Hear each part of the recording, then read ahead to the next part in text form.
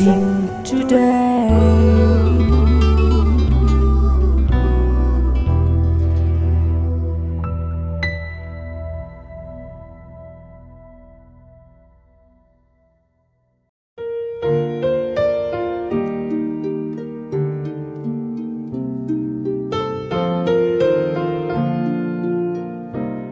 Blessing ടുഡേയിലേക്ക് സ്വാഗതം.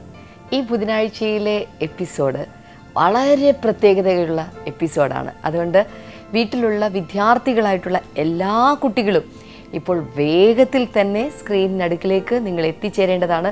ഇന്നത്തെ എപ്പിസോഡിലെ സവിശേഷതകൾ എന്തൊക്കെയാണ് എന്ന് പറയുന്നതിന് മുൻപ് ഇന്നത്തെ എപ്പിസോഡ് സ്പോൺസർ ചെയ്ത ഹെയ്സ്റ്റൺ എബി ആൻഡ് ഫാമിലി ഫ്രം കൊല്ലം, ആ കുടുംബത്തിന് വേണ്ടി അവരുടെ പ്രാർത്ഥനാ വിഷയങ്ങൾക്ക് വേണ്ടി നമുക്കിപ്പോൾ പ്രാർത്ഥിക്കാം. കർത്താവെ, ഞങ്ങൾ ഒരുമിച്ച് ചേർന്ന് ഹെയ്സ്റ്റൺ എബിക്ക് വേണ്ടി, തൻ്റെ കുടുംബത്തിന് വേണ്ടി ഞങ്ങൾ ഒരുമിച്ച് ചേർന്ന് പ്രാർത്ഥിക്കുന്നു. കർത്താവെ, അവരുടെ 3ാമത്തെ വെഡിങ് ആനിവേഴ്സറി കർത്താവെ ഇന്നലെ ആയിരുന്നല്ലോ. അങ്ങ് ഇവരെ അനുഗ്രഹിച്ചതിനായി ഞങ്ങൾ ഒരുമിച്ച് നന്ദി പറയുന്നു. കർത്താവെ, തൻ്റെ ഭാര്യ നീനയ്ക്ക് വേണ്ടി പ്രാർത്ഥിക്കുന്നു. അവരെ രണ്ടുപേരെയും ഒരുമിച്ച് അനുഗ്രഹിക്കണമേ. ദാമ്പത്യ നന്മകൾ, ശാരീരിക നന്മകൾ, മാനസിക നന്മകൾ എല്ലാം അങ്ങ് നൽകണമേ എന്ന് പ്രാർത്ഥിക്കുന്നു. കർത്താവെ, ഹെയ്സ്റ്റൺ ബ്രദറിൻ്റെ ജോബിനെ അങ്ങ് അനുഗ്രഹിക്കണമേ. നല്ല ജോലിയും അനുഗ്രഹങ്ങളും കർത്താവ് കൊടുത്ത് മാനിക്കണമേ എന്ന് പ്രാർത്ഥിക്കുന്നു. പ്രത്യേകിച്ച് തങ്ങളുടെ മകൾ റിയയ്ക്ക് വേണ്ടി ഞങ്ങൾ ഒരുമിച്ച് പ്രാർത്ഥിക്കുന്നു. തൻ്റെ വിദ്യാഭ്യാസത്തെ അങ്ങ് അനുഗ്രഹിക്കണമേ. കർത്താവെ, ഏറ്റവും നല്ലൊരു കുഞ്ഞാക്കി സ്വഭാവത്തിലും വളർച്ചയിലും എല്ലാറ്റിലും അനുഗ്രഹിക്കപ്പെട്ടൊരു പൈതലാക്കി അവളെ തീർക്കണമേ എന്ന് പ്രാർത്ഥിക്കുന്നു. മറ്റ് 2 കുഞ്ഞുങ്ങൾക്കായി പ്രാർത്ഥിക്കുന്നു. നിഖിൽ ഹെയ്സ്റ്റന് വേണ്ടി, അലൻ ഹെയ്സ്റ്റന് വേണ്ടി ഞങ്ങൾ പ്രാർത്ഥിക്കുന്നു. അവരുടെയും വിദ്യാഭ്യാസത്തെ അങ്ങ് അനുഗ്രഹിക്കണമേ. നല്ല ഒരു ഭാവി അവർക്ക് കൊടുക്കണമേ എന്ന് പ്രാർത്ഥിക്കുന്നു. ഈ കുടുംബത്തിനകത്തേക്ക് ദൈവികമായ ആരോഗ്യത്തെയും ദൈവികമായ വിശ്വാസത്തെയും ദൈവികമായ അനുഗ്രഹങ്ങളെയും ഇപ്പോൾ യേശുവിൻ്റെ നാമത്തിൽ പകർന്നു പ്രാർത്ഥിക്കുന്ന കർത്താവേ, ഇന്നു മുതൽ ഈ കുടുംബത്തിൽ വ്യക്തമായി അതിൻ്റെ അനുഗ്രഹങ്ങൾ പ്രകടമായി തീരട്ടെ എന്ന് ഞങ്ങൾ പ്രാർത്ഥിക്കുന്നു. യേശുവിൻ്റെ നാമത്തിൽ തന്നെ. ആമേൻ, ആമേൻ. Brother Hayston and Nina, thank you so much for sponsoring this episode. കർത്താവ് നിങ്ങളെ ധാരാളമായി അനുഗ്രഹിക്കട്ടെ. അപ്പോൾ തന്നെ വിവാഹ ദിന ആശംസകളും ഈ സമയത്ത് ഞങ്ങൾ അറിയിക്കുന്നു. കർത്താവിൻ്റെ എല്ലാ അനുഗ്രഹങ്ങളും നിങ്ങളുടെ കുടുംബത്തോടു കൂടെ ഉണ്ടായിരിക്കുമാറാകട്ടെ.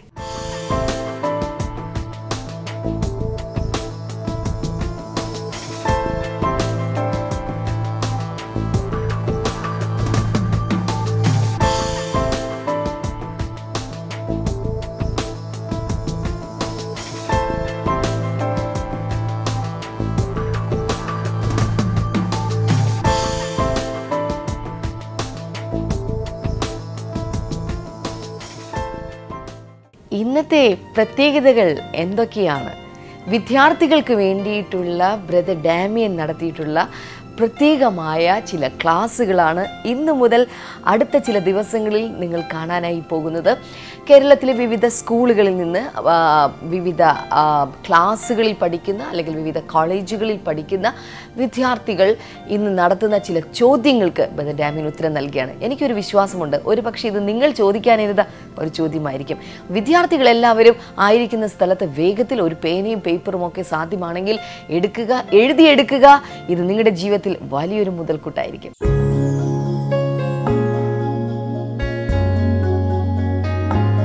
എക്സാം സ്പെഷ്യൽ എപ്പിസോഡിലേക്ക് എല്ലാവർക്കും സ്വാഗതം. ഇന്നത്തെ ഈ എപ്പിസോഡിൽ നമ്മോടൊപ്പം ചില വിദ്യാർത്ഥികളുണ്ട്. അവരെ നമുക്ക് ആദ്യം ഒന്ന് പരിചയപ്പെടാം. My name is Shruti. I'm doing Communicative English in St. Teresa's College, Ernakulam. ഞാൻ മറിയം ജോർജ് 7th സ്റ്റാൻഡേർഡിലാണ് പഠിക്കുന്നത്, Choice School Thrippunithura. My name is Suman. I study in 10th in SSRVM Cheppana. എൻ്റെ പേര് സാം. ഞാൻ എറണാകുളത്തുള്ള Toc H institute of science and ടെക്നോളജിയിൽ electronics and communication എഞ്ചിനീയറിംഗിലെ final year വിദ്യാർത്ഥിയാണ്. എൻ്റെ പേര് അമൽ. ഞാൻ +1 Thevara sacred heart higher secondary സ്കൂളിൽ പഠിക്കുന്നു. എൻ്റെ പേര് ഷാരൻ ലൂയിസ്. ഞാൻ ക്യാമ്പിംഗ് സ്കൂൾ എടപ്പള്ളി പഠിക്കുന്നു, 11th. My name is Bradley Narona, studying grade 11th, Global Public School, Chottanikara. Exam season ആയതുകൊണ്ട് വിദ്യാർത്ഥികൾക്ക് പല ഡൗട്ട്സും അകത്ത് കാണും. അങ്ങനെ ഉള്ള ഡൗട്ട്സുമായിട്ടാണ് ഇന്ന് ഈ വിദ്യാർത്ഥികൾ ഇവിടെ ഇരിക്കുന്നത്. അവർ ചോദിക്കുന്ന ചോദ്യങ്ങൾക്ക് ഉത്തരം നൽകുമ്പോൾ ഒരു പക്ഷേ നിങ്ങളുടെ ചോദ്യങ്ങൾക്കും ഉത്തരം ലഭിക്കും. നമുക്ക് ആ ചോദ്യങ്ങളിലേക്ക് ഈ സമയത്ത് പോകാം.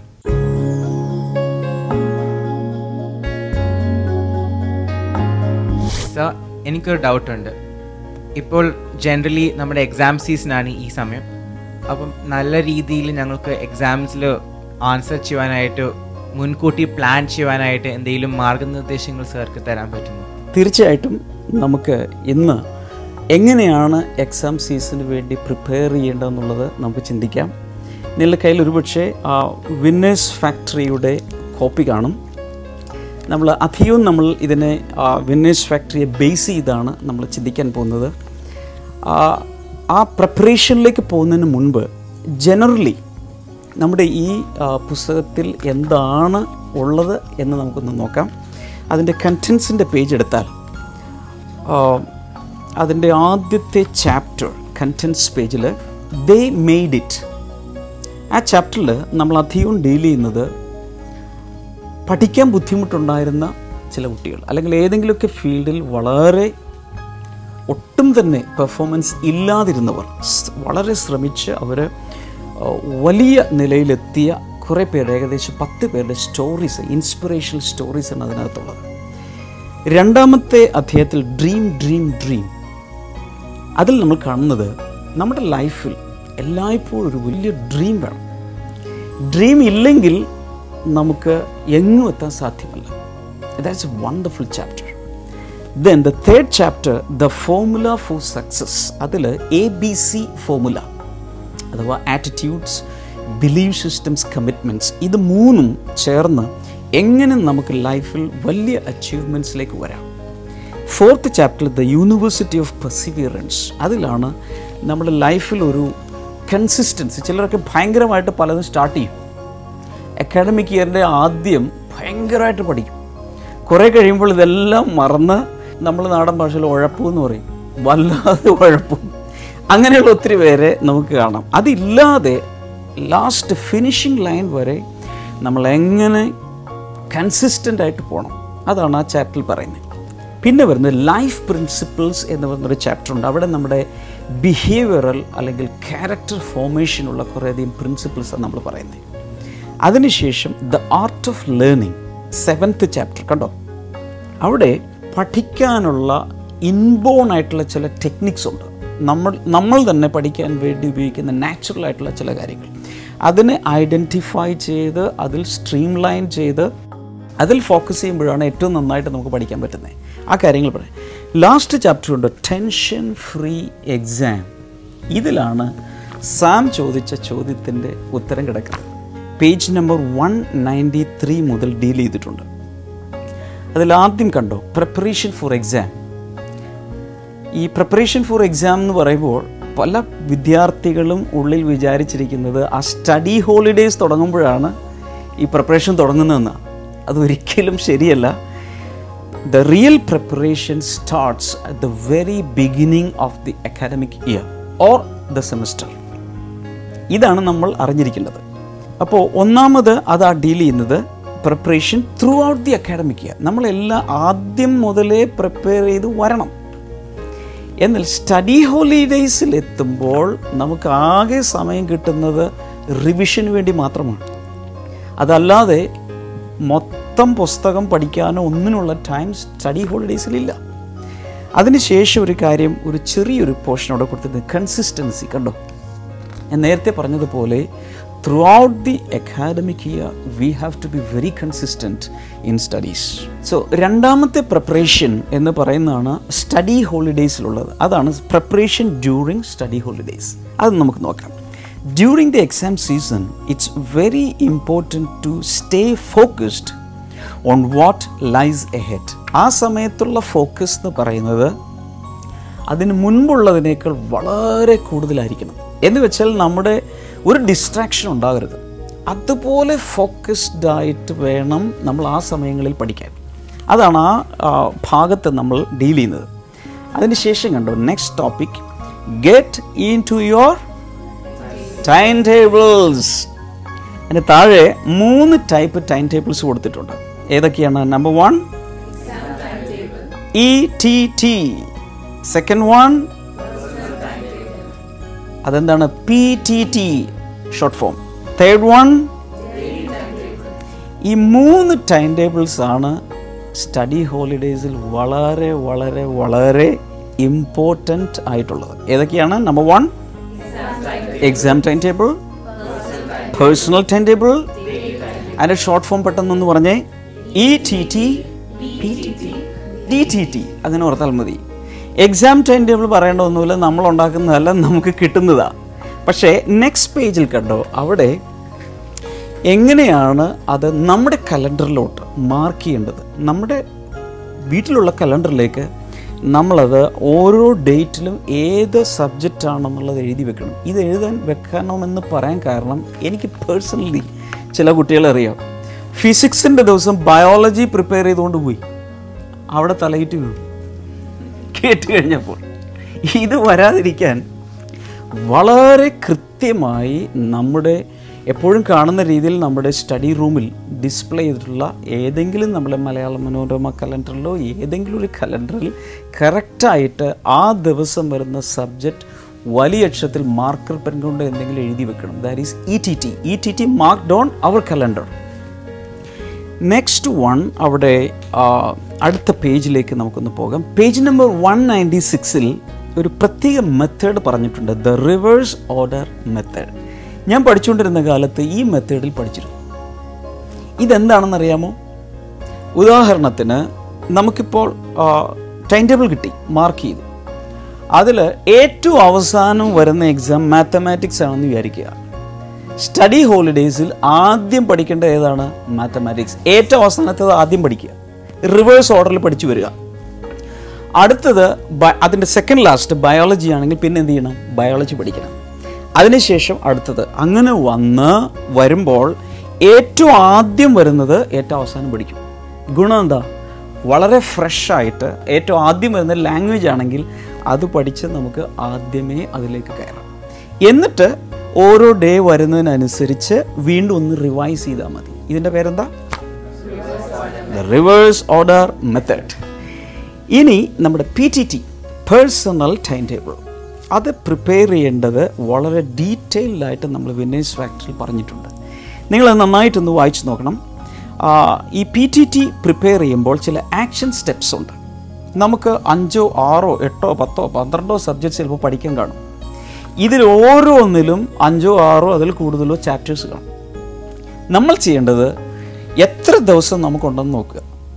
അത്രയും ദിവസത്തിൽ ഓരോ ദിവസവും എത്ര ചാപ്റ്റേഴ്സ് വീതം പഠിച്ച് തീർക്കണം എന്നുള്ള കാൽക്കുലേറ്റ് ചെയ്യണം. അതിന് ചെയ്യേണ്ടത് എല്ലാ സബ്ജക്ട്സിൻ്റെയും ടോട്ടൽ ചാപ്റ്റേഴ്സിൻ്റെ എണ്ണം കണ്ടുപിടിക്കണം. അതിലൊരു ചെറിയൊരു കാൽക്കുലേഷൻ നമ്മൾ ആ പേജിൽ കൊടുത്തിട്ടുണ്ട്. It's very simple. ഓരോന്നിലും ഉള്ള ചാപ്റ്ററുകളുടെ എണ്ണം എല്ലാം കൂടി എടുത്ത് കൂട്ടുക. എന്നിട്ട് അതിനെ ടോട്ടൽ അവൈലബിൾ ഡേയ്സ് കൊണ്ട് ഡിവൈഡ് ചെയ്യുക. ആ സമയത്ത് ഒരു ദിവസം എത്ര ചാപ്റ്റർ പഠിക്കണം എന്നുള്ളത് നമുക്ക് കിട്ടിക്കഴിഞ്ഞു. അത്രയും കിട്ടിയാൽ നെക്സ്റ്റ് പേജിലൊന്ന് പോയി 198 അതിൽ കണ്ടോ, we have the personal time table. അതിൽ നോക്കാമോ? ഡേ 1 നമുക്ക് 18 ദിവസം സ്റ്റഡി ഹോളിഡേയ്സിൽ പഠിക്കാനുണ്ടെന്നിരിക്കട്ടെ. നമ്മൾ എന്താ ചെയ്യേണ്ടത്? ഡേ 1, 2, 3, 4 എഴുതി വെച്ച ശേഷം, ഇത് റിവേഴ്സ് ഓർഡർ മെത്തേഡിലാണ് ഇത് ചെയ്തിരിക്കുന്നത്. എന്ന് വെച്ചാൽ മാത്തമാറ്റിക്സ് ഏറ്റവും അവസാനം വരുന്നു എന്ന് അസ്യൂം ചെയ്തുകൊണ്ട് നമ്മൾ ചെയ്തിരിക്കുക. മാത്തമാറ്റിക്സിൻ്റെ ആദ്യത്തെ 4 ചാപ്റ്റേഴ്സ് പഠിക്കുകയല്ല, റിവൈസ് ചെയ്യുക. ഇത് നമ്മൾ ചെയ്യുന്നു. ദെൻ അടുത്ത 4 ചാപ്റ്റേഴ്സ് ഇതുപോലെ പഠിച്ചു വരുമ്പോൾ നമുക്ക് ആ പേഴ്സണൽ ടൈം ടേബിൾ നന്നായി യൂട്ടിലൈസ് ചെയ്യാൻ സാധിക്കും. ഇനി ഒരു ടൈം ടേബിൾ കൂടി ഉണ്ടല്ലോ, ഏതാത്? Daily time table, DTT. ഇത് ഒരു ദിവസം എടുക്കുക. ഈ 18 ദിവസങ്ങളിൽ ഒരു ദിവസം എടുക്കുക, ഡേ 1 എടുക്കുക. ആ ഡേ 1ന് നമ്മൾ ടൈം ടേബിളിൽ എന്ന് വെച്ചാൽ ഓരോ അവേഴ്സും ഓരോ മണിക്കൂറും എങ്ങനെയാണ് നമ്മൾ പ്ലാൻ ചെയ്യേണ്ടത്, ഡെയിലി ടൈം ടേബിൾ പ്ലാൻ ചെയ്യുവാനുള്ള വളരെ നല്ല ഒരു മെത്തേഡ് അവിടെ നമ്മൾ കൊടുത്തിട്ടുണ്ട്. അങ്ങനെ daily time table page number 203 കേട്ടോ, അവിടെ ഒരു മോഡൽ കൊടുത്തിട്ടുണ്ട്. ടൈം സ്ലോട്ട്, ആക്ടിവിറ്റി കേട്ടോ. Suppose V are getting up at 5 AM. ആ സമയത്ത് wake up, if possible have a coffee. Then 5 to 7 study slot 1, 2 മണിക്കൂർ ക്വാളിറ്റി ടൈമിൽ നമ്മൾ നേരത്തെ എടുത്തു വച്ചിരിക്കുന്ന ചാപ്റ്റേഴ്സ് ഏതാണോ അത് കൃത്യമായി എടുത്ത് അത് പഠിക്കുക. അങ്ങോട്ടും ഇങ്ങോട്ടും ഡിസ്ട്രാക്ട് ചെയ്ത് പോകരുത്. ഇങ്ങനെ ആ സമയം തുടങ്ങി ഈവനിങ് 11 o'clock വരെ പഠിക്കുവാണെന്നിരിക്കട്ടെ. നമുക്ക് സ്റ്റഡി ഹോളിഡേയ്സിൽ വേറെ ബിസിനസ് ഒന്നുമില്ല, സ്റ്റഡി മാത്രമേ ഉള്ളൂ. ആ സമയം വരെ ഓരോ സ്ലോട്ടുകളും നമ്മൾ നേരത്തെ പ്ലാൻ ചെയ്യുന്നതാണ് ഡെയിലി ടൈം ടേബിൾ എന്ന് പറയുന്നത്. അതിനിടയിൽ കുറേ ഇൻസ്ട്രക്ഷൻസ് കൊടുത്തിട്ട് നമുക്ക് മിനിറ്റുകൾ എപ്പിസോഡിൽ കുറവായതുകൊണ്ട് ഒത്തിരി ഞാൻ അതിലേക്ക് പോകുന്നില്ല. എങ്കിലും അത് നിങ്ങൾക്ക് വായിച്ചു നോക്കിയാൽ കുറേ അധികം 1, 2, 3, 4 പോയിന്റുകൾ കൊടുത്തിട്ടുണ്ട്.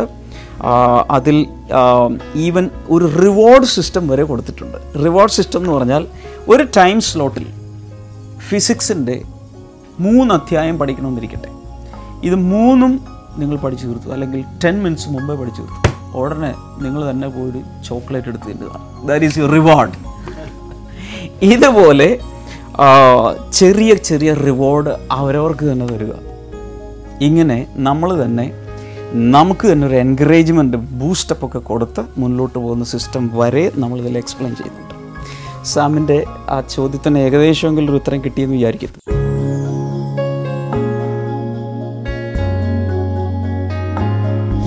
സർ, നമുക്ക് പഠിക്കുവാനായി എങ്ങനെയുള്ള അന്തരീക്ഷം തിരഞ്ഞെടുക്കണമെന്ന് പറഞ്ഞു തരൂ. This is A very very very good question. കാരണം പല കുട്ടികളും ഒത്തിരി നേരം ഇരുന്ന് പഠിക്കും, പക്ഷേ റിസൾട്ട് ഉണ്ടാകണമെന്നില്ല. So the environment in which we study is also very important. നമുക്കത് വിന്നേഴ്സ് ഫാക്ടറിയിൽ അത് ഡീൽ ചെയ്യുന്നുണ്ട്. ഐ തിങ്ക് പേജ് നമ്പർ 209 അതെടുത്താൽ അതിൽ എൻവയൺമെൻറ്റ് എന്ന് പറഞ്ഞ് തന്നെ ഒരു പോർഷൻ കണ്ടോ. അതിൽ ഒന്ന് നോക്കാമോ?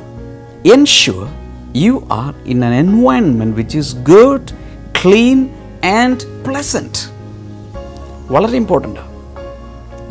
അതുപോലെ choose A room where there is ample space, light and air circulation.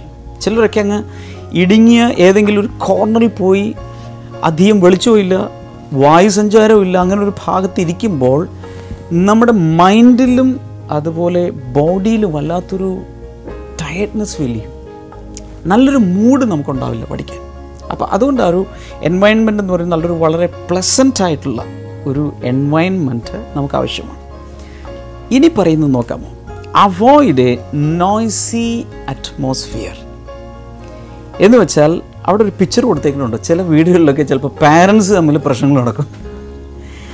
അങ്ങനെയുള്ള സമയത്ത് കുട്ടികൾക്ക് അങ്ങ് ഇറിറ്റേഷനും, ഈ പാരൻസിന് ഈ ഒരു സ്റ്റഡി ഹോളിഡേ ആണ്, എക്സാമാണ്, അതിനെക്കുറിച്ച് കെയർ ഇല്ലല്ലോ എന്ന് വിചാരിക്കുമ്പോഴുള്ള ദേഷ്യവും എല്ലാം കൂടി വരും. അപ്പോൾ ആ സമയത്തൊക്കെ നമ്മൾ ചെയ്യാവുന്ന, അഥവാ അങ്ങനെ ഒരു സിറ്റുവേഷൻ വന്നാൽ നമ്മൾ അവിടെ നിന്ന് മൂവ് ഔട്ട് ചെയ്യുക. വേറൊരു പീസ്ഫുൾ ആയിട്ടുള്ളൊരു അന്തരീക്ഷത്തിലേക്ക് നമ്മൾ തന്നെ അങ്ങ് മാറുക.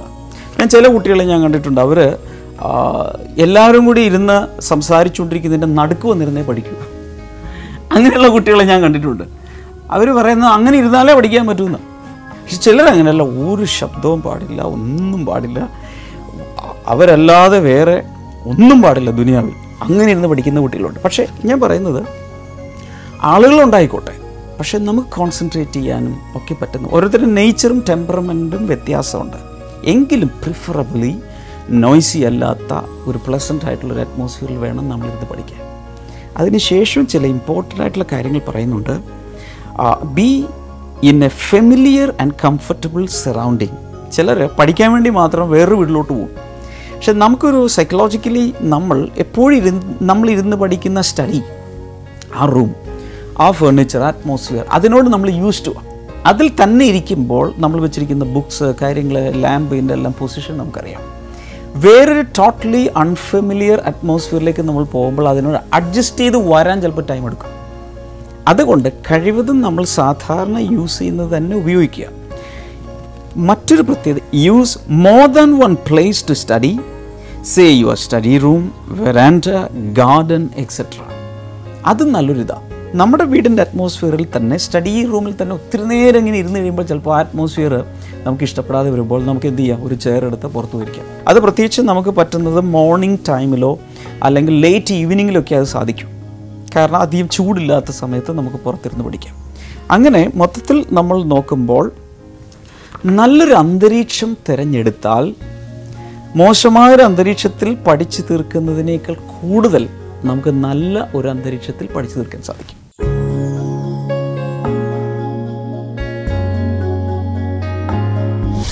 ഒരു എക്സാം സീസണിൽ നമ്മൾ ഭക്ഷണ രീതിയിൽ ശ്രദ്ധിക്കേണ്ട കാര്യങ്ങൾ എന്തൊക്കെയാണ്? എക്സാം സീസണിൽ നമ്മുടെ ഹെൽത്ത് വളരെ ഇമ്പോർട്ടൻ്റ് ആണ്. ഒത്തിരി പഠിച്ചു, ഏറ്റവും അവസാനം പരീക്ഷയുടെ ദിവസം ഭയങ്കരമായ തലവേദന അല്ലെങ്കിൽ ഡയറിയ, ഇതെല്ലാം പിടിച്ചു കഴിഞ്ഞാലുള്ള അവസ്ഥ എന്താ? ഭയങ്കരമായി പാരൻസും അവരൊക്കെ പാനിക് ചെയ്യും. അപ്പം അതിന് കെയർ ചെയ്യേണ്ട ചില കാര്യങ്ങൾ നമ്മൾ ഈ പുസ്തകത്തിൽ പറഞ്ഞിട്ടുണ്ട്. അത് പേജ് നമ്പർ 204. അവിടെ പ്രാക്ടിക്കൽ പ്രിപ്പറേഷൻ ടിപ്സ് എന്ന ഒരു ടോപ്പിക്കുണ്ട്. യുവർ മൈൻഡിനെ എങ്ങനെയാണ് നമ്മൾ നല്ല ഒരു ഹെൽത്തി ആയിട്ട് നമ്മൾ കീപ്പ് ചെയ്യേണ്ടത്. Mind is very important. Then health and diet, അടുത്തൊരു പോർഷൻ കണ്ടോ? അവിടെ ചില കാര്യങ്ങൾ വളരെ നന്നായിട്ട് കൊടുത്തിട്ടുള്ളത്. നമ്മൾ ഒന്ന് ഡസ്റ്റി ഏരിയാസിൽ ഇരുന്ന് അധികം പഠിക്കരുത്. പലർക്കും ഡസ്റ്റ് അലർജി കാണും. കോൾഡോ സ്നീസിങ്ങോ ചിലപ്പോൾ കുറച്ച് വീസിങ് പ്രോബ്ലമൊക്കെ വരാൻ ചാൻസ് ഉണ്ട്. അതുകൊണ്ട് അത് ഒഴിവാക്കുക. അതുപോലെ വെള്ളം നന്നായിട്ട് കുടിക്കണം. ആ സമയങ്ങളിൽ ഫ്രഷ് ജ്യൂസ് കുടിക്കാം, പക്ഷെ ഒത്തിരി ഷുഗർ ഇടാതിരിക്കുന്നതാണ് നല്ലത്. ഒത്തിരി ഷുഗർ കലക്കഴിയുമ്പോൾ ഉറക്കം വരാൻ ചാൻസ് ഉണ്ട്. ദെൻ ജങ്ക് ഫുഡ് അധികം കഴിക്കരുത്. ഓവർ ഈറ്റിംഗ് പാടില്ല. ഒത്തിരി കഴിച്ചു കഴിഞ്ഞാലും ഉറക്കം വരും. അപ്പം ഇവിടെയെല്ലാം നമ്മൾ കൺട്രോൾഡ് ആവണം. അതിൽ ഓർക്കണം, if you love ourselves, if you love to score good marks, നമ്മൾ ഒരു സെൽഫ് കൺട്രോൾ ഉണ്ടാക്കിയെടുക്കണം. ആ സമയത്ത് നമ്മൾ അങ്ങ് ഒത്തിരി ടെംപ്റ്റഡായി ഓവർ ഈറ്റിങ്ങിലേക്ക് ഒന്നും നമ്മൾ പോകരുത്. ദെൻ അതിനുശേഷം പറയുന്ന ചില കാര്യങ്ങൾ, പച്ചക്കറികൾ അതുപോലുള്ളത് നന്നായിട്ട് കഴിക്കുക. നട്ട്സ്, ഡയറി പ്രോഡക്ട്സ് കഴിക്കുവാണെങ്കിൽ തന്നെ അത് മിതമായ രീതിയിൽ അത് കൊണ്ടുവരണം. പിന്നെ ചില കുട്ടികൾക്ക് ഉറക്കം ഇല്ലാതെ വരുന്ന കാര്യമൊക്കെ നമ്മൾ നേരത്തെ പറയും. അങ്ങനെ വരുമ്പോൾ ആ ഉറങ്ങുന്നതിന് മുമ്പ് ഒരു 15 മിനിറ്റ്സ് നന്നായിട്ടൊന്നൊരു എക്സസൈസ് ചെയ്യുക. അതും ഉറക്കത്തിന് വളരെ നല്ലതാണ്. അതിനുശേഷം ഇങ്ങോട്ട് നമ്മുടെ ഡയറ്റിൽ ഉൾപ്പെടുത്താവുന്ന, നമ്മുടെ ആഹാരത്തിൽ ഉൾപ്പെടുത്താവുന്ന കുറേ ഭക്ഷണ സാമഗ്രികളുടെ ലിസ്റ്റൊക്കെ അവിടെ കൊടുത്തിട്ടുണ്ട്. ഇത് നമ്മുടെ പാരൻസിനോട് പറഞ്ഞ് ഏതെങ്കിലും രീതിയിൽ അറേഞ്ച് ചെയ്ത് വെക്കുക. ഞാൻ വിശ്വസിക്കുന്നു നമ്മുടെ പാരൻസ് നമ്മളെ വെൽബീയിങ് അല്ലെങ്കിൽ നമുക്ക് നല്ല സ്കോർ കിട്ടാൻ, നല്ല മാർക്ക് കിട്ടാൻ ഭയങ്കര ആഗ്രഹമുള്ളവരാണ്. അവർ തീർച്ചയായിട്ടും നമ്മളോട് കോഓപ്പറേറ്റ് ചെയ്യും. അതിനുശേഷമുള്ള പേജുകളിലൊക്കെ അതിൻ്റെ ആ പ്രിപ്പറേഷന് വേണ്ടിയിട്ടുള്ള ഒത്തിരി കാര്യങ്ങൾ പറഞ്ഞിട്ടുണ്ട്.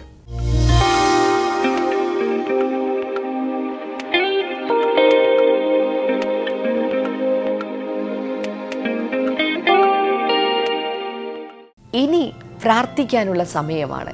രോഗികളായിട്ടുള്ളവർ, ഏത് പ്രശ്നങ്ങൾ അനുഭവിക്കുന്നവരാണെങ്കിലും ഇപ്പോൾ വിശ്വാസത്തോടെ സ്ക്രീനിലേക്ക് കൈകൾ നീട്ടിയാലും, കർത്താവെ, ഞങ്ങൾ ഒരുമിച്ച് ചേർന്ന് ഇപ്പോൾ പ്രാർത്ഥിക്കുന്നു. പിതാവിൻ്റെയും പുത്രൻ്റെയും പരിശുദ്ധാത്മാവിൻ്റെയും നാമത്തിൽ ഈ മക്കളെ ഞാനിപ്പോൾ അനുഗ്രഹിച്ചു പ്രാർത്ഥിക്കുന്നു കർത്താവെ. എല്ലാവിധ രോഗങ്ങളും യേശുവിൻ്റെ നാമത്തിൽ ഇപ്പോൾ തന്നെ സൗഖ്യമാകട്ടെ എന്ന് പ്രാർത്ഥിക്കുന്നു കർത്താവെ.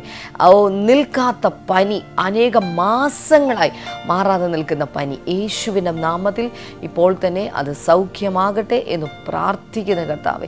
ചുമയ്ക്കുമ്പോൾ രക്തം അതിൽ കഫത്തോടൊപ്പം വെളിയിലേക്ക് വരുന്നത് യേശുവിൻ്റെ നാമത്തിൽ അതിപ്പോൾ ഇതാ സൗഖ്യമായിക്കൊണ്ടിരിക്കുകയാണ്. ഇപ്പോൾ തന്നെ നിങ്ങൾ വിശ്വസിക്കുക, കർത്താവിൻ്റെ സൗഖ്യം വന്ന് ചേരുകയാണ്. കാലുകളിലും അതുപോലെ കൈകളിലും നീരുള്ള ചില വ്യക്തികളെ കർത്താവ് ഇപ്പോൾ സൗഖ്യമാക്കുന്നു. യേശുവിൻ്റെ നാമത്തിൽ ആ വിടുതലുകൾ സംഭവിക്കട്ടെ കർത്താവെ. അതുപോലെ ശ്വാസ തടസ്സമുള്ളത് യേശുവിൻ്റെ നാമത്തിൽ അത് മാറിപ്പോകുകയാണ്. കർത്താവിൻ്റെ വിടുതലുകൾ ഇപ്പോൾ തന്നെ വന്ന് ചേരുകയാണ്. ഏതുവിധ രോഗമാണെങ്കിലും ഇപ്പോൾ നിങ്ങളായിരിക്കുന്ന സ്ഥലത്ത് ചെറിയ ശബ്ദത്തിൽ യേശുവേ എന്ന് വിളിച്ചു പ്രാർത്ഥിക്കാനായി തുടങ്ങിയാലും യേശുവിൻ്റെ നാമത്തിൽ ഇപ്പോൾ തന്നെ ഈ വ്യക്തികളുടെ ജീവിതത്തിലേക്ക് അങ്ങയുടെ അനുഗ്രഹങ്ങൾ വന്ന് ചേരട്ടെ കർത്താവേ. പൂർണ്ണമായ വിടുതൽ ശരീരങ്ങളിൽ വന്ന് ചേരട്ടെ. മാനസികമായി വിഷമിക്കുന്ന ചില വ്യക്തികളുണ്ട് കർത്താവ്. അവരുടെ മാനസികമായ ആ വേദനകൾക്ക്, നിങ്ങളുടെ കണ്ണുനീരിന് കർത്താവ് മറുപടി നൽകിയിരിക്കുകയാണ്. യേശുവിൻ്റെ നാമത്തിൽ നിങ്ങൾ വിശ്വസിക്കുക. യേശുവിൻ്റെ നാമത്തിന് ശക്തിയുണ്ട് കർത്താവെ. ഇപ്പോൾ വിശ്വസിക്കുന്നു, അത്ഭുതങ്ങൾ തന്നെ അങ്ങ് ചെയ്യണമേ എന്ന് ഞങ്ങൾ പ്രാർത്ഥിക്കുന്നു കർത്താവെ. ഏതു പ്രശ്നമാണെങ്കിലും അങ്ങ് വിടുവിച്ചതിനായി ഞങ്ങൾ നന്ദി പറയുന്നു കർത്താവെ, യേശുവിൻ്റെ നാമത്തിൽ തന്നെ. ആമേൻ, ആമേൻ. മറ്റന്നാൾ കോഴിക്കോടാണ് നമ്മുടെ ബ്ലെസ്സിങ് ഫെസ്റ്റിവൽ നടക്കുന്നത്. അതിനുശേഷം ശനിയാഴ്ച പാലക്കാടാണ് നമ്മുടെ ബ്ലെസ്സിങ് ഫെസ്റ്റിവൽ നടക്കുന്നത്. ഈ ബ്ലെസ്സിങ് ഫെസ്റ്റിവലിലേക്ക് എല്ലാ പ്രിയപ്പെട്ടവരെയും പ്രത്യേകമായി ഞാൻ സ്വാഗതം ചെയ്യുന്നു. ഏറ്റവും പ്രത്യേകമായിട്ട് വിദ്യാർത്ഥികളെ, പ്രത്യേകിച്ച് ശനിയാഴ്ച ദിവസം ക്ലാസ്സിലല്ലോ, എല്ലാ കുട്ടികൾക്കും വേണ്ടി, നിങ്ങളുടെ പരീക്ഷയ്ക്ക് വേണ്ടി ബ്രദർ ഡാമിയൻ പ്രത്യേകമായി പ്രാർത്ഥിക്കുകയാണ്. അതുകൊണ്ട് എല്ലാ കുട്ടികളും അവിടെ എത്തിച്ചേരണം. ഞാൻ വിശ്വസിക്കുന്നു ഈ വർഷം ദൈവം നിങ്ങൾക്ക് നല്ല ഒരു റിസൾട്ട് നൽകും. നാളത്തെ എപ്പിസോഡിലൂടെ വീണ്ടും നമുക്ക് കാണാം.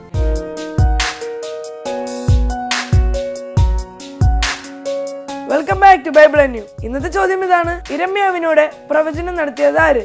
Who prophesied to Jeremiah? Options: A. യെശയ്യാവ്, B. Hananiah, C. ഊരിയാവ്, D. മിഖായാവ്.